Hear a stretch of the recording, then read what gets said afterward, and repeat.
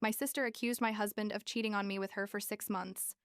My parents believed her without proof and forced me to choose between my family or my marriage.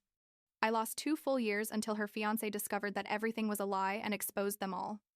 I'm 30 years old. I have 2 incredible kids and a marriage I thought was solid until my own sister decided to destroy it with a lie so big I still have trouble processing it.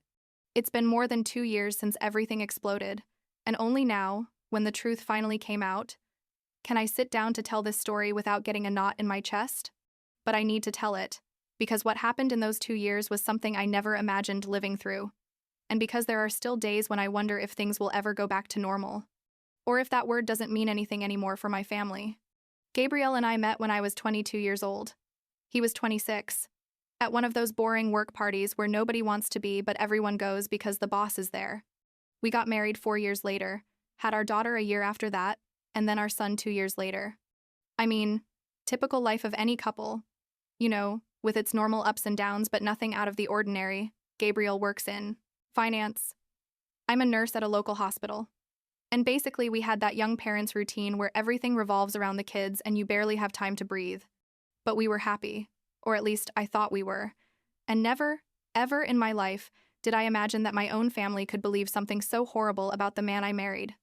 My sister Christina is 4 years older than me, and we were always close when we were kids. Or that's what I believed. She was the protective older sister. I was the little one who admired her. All very normal. But looking back, and this is something I realized after all the disaster, there was always something about Christina that didn't quite add up. It was like she needed to be the center of attention all the time. You know what I mean? If I told a story at family dinner, she had to tell a better one. If I achieved something at work, she suddenly had a more impressive achievement. I never gave it much importance because, well, she's my sister, and you normalize those things when you grow up with them. My parents were always good to us. Nothing to blame them for in that sense. Dad worked in construction, Mom was an elementary school teacher, and they gave us a pretty stable childhood. We lived in a quiet neighborhood. We had what we needed, and in general, we were a close family. My parents adored Gabriel from the moment they met him. And when the kids were born, they became the most dedicated grandparents you can imagine. Every Sunday we went to their house for family lunch. Christina also went when she could, and it was all very normal and happy. That's why what happened later was so devastating, because when everything fell apart, it wasn't just my sister who betrayed me. It was them too, by believing her without even asking me. The day our life changed forever was during our 6th wedding anniversary celebration. We decided to do something simple. A barbecue in our backyard with close family. Nothing elaborate because with 2 small children, it's impossible to plan something sophisticated. My parents were there, Christina, my uncle Arthur, who was always like a second father to me, and a couple of cousins. It was hot, the kids were running around everywhere. Gabriel was at the grill with my dad, and I was inside preparing the salads with my mom. Everything was going normally, until Christina asked to speak to me alone. We went to my bedroom. She closed the door, and I thought she was going to tell me something personal, like she was dating someone new or something. But what came out of her mouth was so unexpected, so completely out of place, that I froze. She told me, with tears in her eyes and a trembling voice, that Gabriel had been having an affair with her for the past 6 months, that he had been pursuing her, sending her messages, showing up at her work, and that she had finally given in because she was confused and he was very insistent. She said she felt horrible, that the guilt was killing her, but that she couldn't keep the secret anymore because I deserved to know the truth. I stood there, looking at her as if she was speaking another language. The first thing I thought was that she was joking, because it was so absurd it couldn't be real. Gabriel barely had time to see his own wife between work and the kids. When the hell would he have time to maintain an affair? But she kept crying, kept going with her story, adding specific details about supposed hotel encounters, text messages at midnight, all those things that make a story sound believable. And I, honestly, didn't know what to do or what to say. I told her she was crazy, that it was impossible, that Gabriel would never do something like that. But she insisted, begged me to believe her, said she had proof, but had deleted it because she was embarrassed. I left the room completely in shock, and Christina came out behind me, but she wasn't crying anymore. She was like, composed, calm. We went downstairs and she, in front of the whole family gathered in the living room, repeated her accusation. She said, "Gabriel has been having an affair with me. Elizabeth needs to know. I can't live with this lie anymore." The silence that followed was one of the most surreal moments of my life. Gabriel dropped the fork he had in his hand. My dad stood up immediately. My mom put her hands over her mouth, and I just stood there, unable to process what was happening. Gabriel denied everything instantly. Of course. He said Christina was lying, that nothing had ever happened between them, that he didn't even understand where this accusation was coming from. I asked Christina to show the proof she said she had. The messages. Anything. But she started crying again and said she had deleted them because she didn't want anyone else to see them, that they were too explicit. And that's when my dad, my own father, took Christina's side without even blinking. He said, "Christina has no reason to lie about something like this. Gabriel is obviously lying to save himself." My mom also started comforting Christina, hugging her while she sobbed on her shoulder. I tried to reason with them, tried to explain to them that it didn't make sense, that Gabriel barely left the house except to go to work, that I knew his complete routine, that it was physically impossible for him to have maintained an affair for 6 months without me noticing something. But my dad just kept yelling, demanding that Gabriel get out of his sight, saying he didn't want to see him near his family again. My mom was telling me she understood it was hard to accept, but that I had to face reality, that men are like that. My Uncle Arthur tried to calm the situation, asking everyone to sit down and talk calmly, but my dad didn't want to hear anything. Gabriel and I left our own anniversary party with our 2 confused children asking why Grandpa was yelling. We drove home in complete silence. The kids fell asleep in the back seat, and when we got there and put them to bed, we sat in the living room and just looked at each other, not knowing what to say.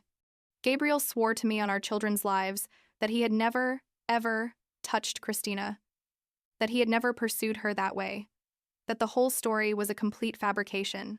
And I believed him, because I know him, because after 6 years of marriage, you know, when your partner is lying, and because Christina always had that tendency to dramatize things, although never to that level.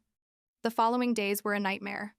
My mom called me every day begging me to leave Gabriel, that I couldn't stay married to a man who had done something like that. My dad sent me a message saying that if I chose to stay with Gabriel, I was choosing to leave my family. Christina posted something vague on social media about betrayal and forgiveness, and although she didn't mention names, all our mutual acquaintances started asking questions. Some family members wrote to me with supportive messages, but support in the sense that they assumed Gabriel was guilty and that I was the cheated wife who needed comfort. I tried to talk to Christina directly, went to her apartment and begged her to tell me the truth, if this was some kind of misunderstanding or confusion. But she stood firm in her story, adding more and more details she supposedly remembered. That Gabriel had told her he didn't love me anymore, that he was planning to leave me, that he only stayed for the kids. Everything she said was like a dagger, not because I believed her, but because my own sister was capable of inventing such cruel things about my marriage. Gabriel suggested we ask to review his phone, his emails, anything that proved his innocence. We offered my family complete access to everything, but my dad said that didn't prove anything, that people delete evidence. It was an impossible situation to win, because Christina had no proof of her accusations, but we couldn't prove a negative either. You can't demonstrate that something never happened. You know what I mean? It's like trying to prove you were never on Mars. It doesn't make sense. After a month of this hell, Gabriel and I made the hardest decision of our lives. We decided to completely distance ourselves from my family, or at least from everyone who had believed Christina's version without questioning it. It was heartbreaking, because it meant my kids wouldn't see their grandparents, that I would lose the relationship with my parents. But we didn't see another option. We couldn't keep subjecting ourselves to the constant accusations, to the pressure for me to leave Gabriel, to the toxicity of the whole situation. My Uncle Arthur was the only one who maintained contact with me. He called me every week to see how we were doing, and although at first he also had doubts, eventually, he told me that something didn't add up in Christina's story. Those 2 years were brutal. I'm not going to lie. There were days when I would wake up, and my chest would physically hurt from thinking about everything I had lost. I missed my parents.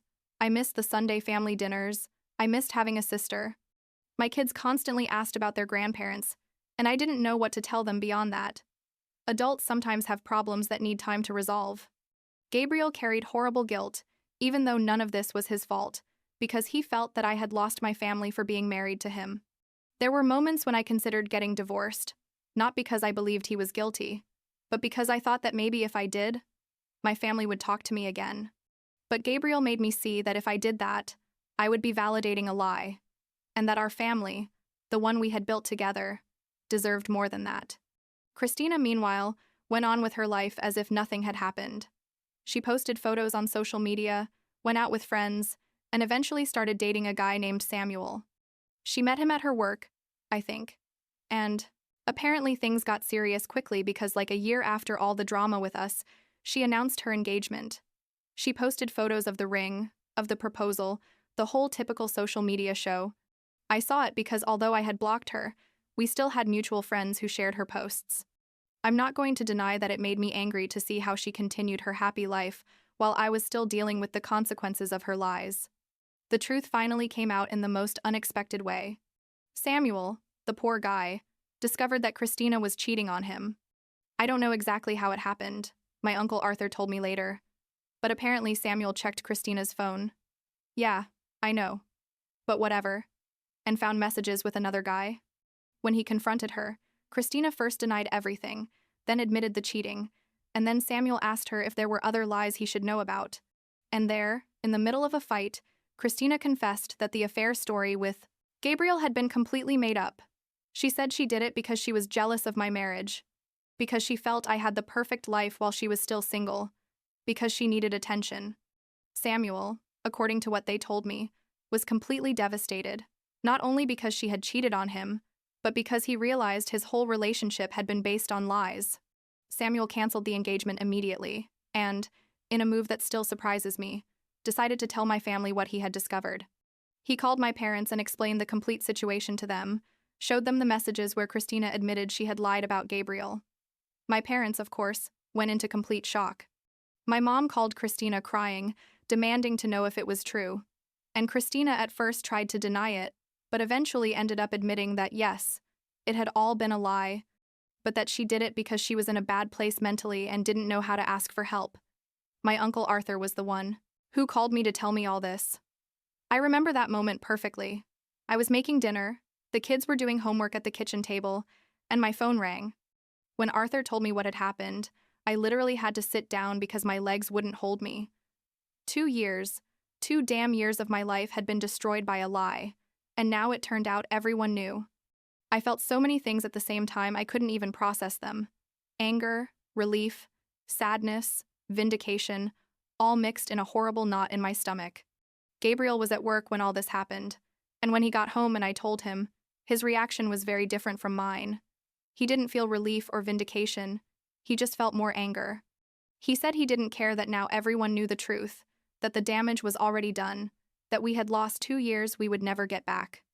And he was right, obviously. But I also felt this need for my family to acknowledge that they had done something horrible to us by believing Christina. Without proof. The following days were a parade of reconciliation attempts from my family. My parents called me every day, sometimes several times a day, asking for forgiveness, saying they had made a terrible mistake, that they should never have doubted Gabriel. Some cousins and uncles who had also believed the story sent me long messages explaining they had only wanted to protect me, that they never imagined Christina was capable of lying about something like that. Everyone had excuses, everyone asked for forgiveness, but no apology felt sufficient to compensate for 2 years of isolation and pain. What bothered me most was that my parents seemed more concerned about regaining access to their grandchildren than truly understanding the damage they had done to us. My mom would tell me things like, "The kids must miss their grandparents. It's not fair to keep them away because of adult problems."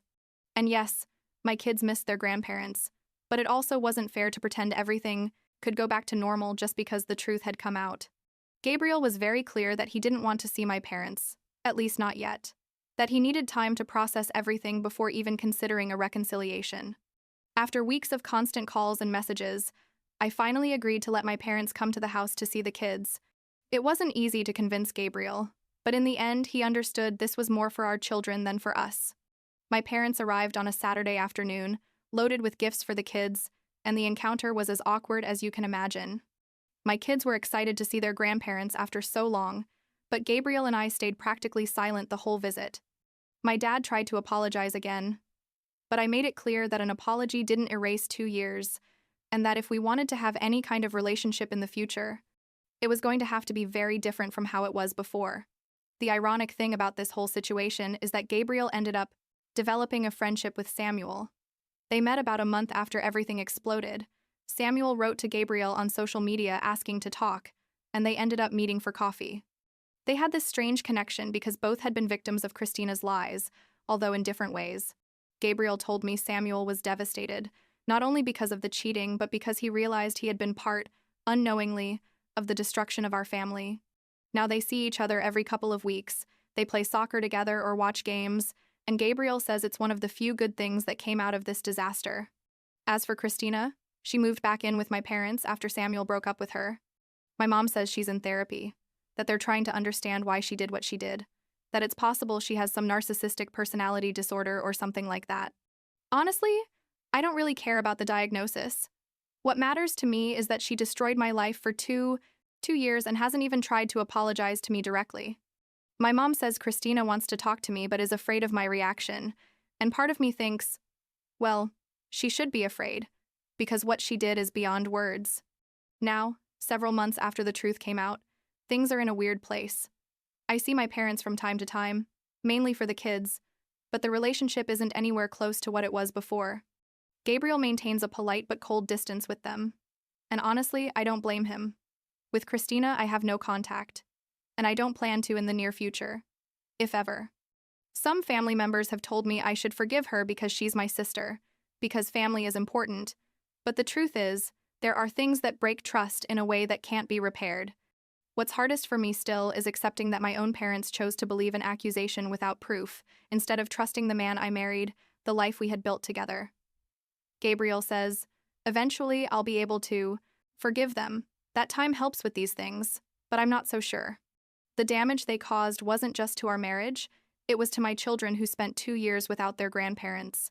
It was to me who lost the relationship with my family at a time when I needed them most. My Uncle Arthur continues to be the only member of my family with whom I have a truly close relationship.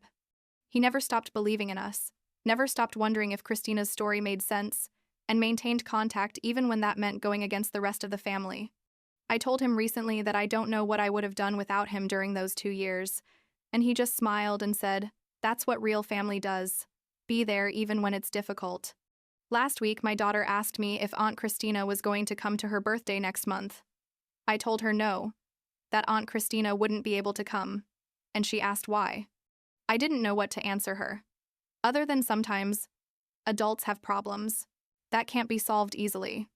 She shrugged and kept drawing, and I thought about how lucky she is to not yet understand how complicated and painful family relationships can be. Gabriel looked at me from the kitchen and asked if I was okay, and I told him yes, although I'm not sure that's completely true. I guess with time things will feel less heavy, less complicated, but for now I'm just trying to rebuild what Christina destroyed, one day at a time.